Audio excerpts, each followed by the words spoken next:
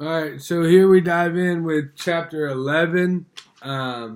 This is ethical leadership. I think this is very important, and many times when you talk to adults about leadership, ethics, morals, values, things of that nature are the centerpiece to adults leading other adults. You know, they don't want to follow somebody who they can't trust them or whatever the situation is. They want to follow somebody where they trust their morals, they trust their values, they trust what they want to do. Um, so, ethical leadership and followership kind of started off with a quote by George Orwell. Most people wish to be good, but not all of the time. So, you know, for me, that's very true in my life. Everybody wants to be good, but they don't always want to do what it takes to be good or do what it takes to come to the next level of whatever they're trying to do.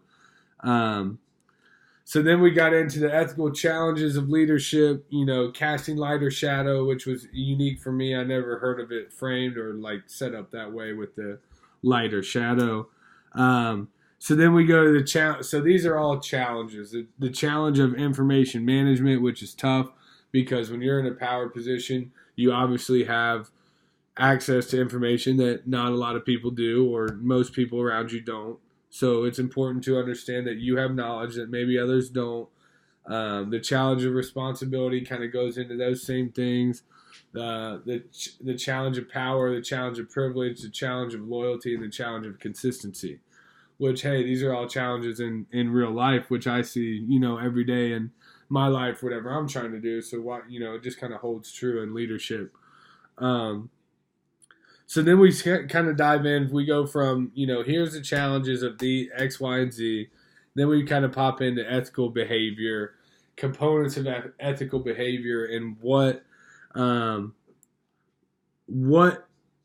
basically moral sensitivity it takes for us to be accepting of, you know, or not even accepting, what behaviors looks like for us to be accepting of a leader or their values, whatever that is.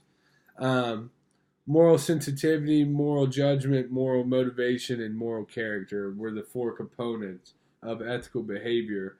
And, you know, it's basically, for me, it's almost just defining what we're seeing or what we're doing, how we're managing that, whatever it is. So for me, that's pretty almost self-explanatory in a way. Then we get into ethical perspectives. We talked about Kant's categorical, imperative, justice as fairness, virtue ethics, leaders as servants. I think that's important. I'll touch on that. Leaders as servants is kind of, you know, it's like the best coaches. I like to see, you know, a lot of my thought process goes through coaching and things like that. So for me, the best leaders are going to be servants. They're there to serve your players. They're there to, you know, serve their university and serve their team so that, you know, these college kids can graduate. These college kids can be set up to be successful in life, which, hey, if they weren't playing baseball, a lot of them might not be.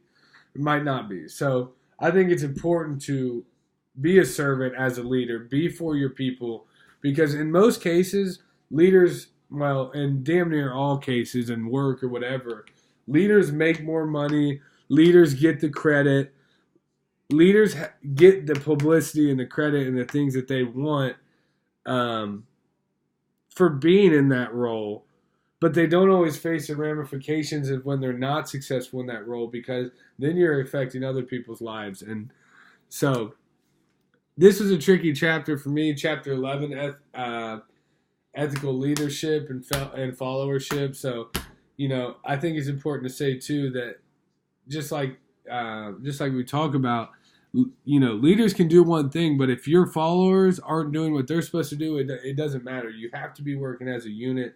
There has to be a sense of unity and power and all these things that are filled into this. So that was my chapter 11 for Dr. Doyle.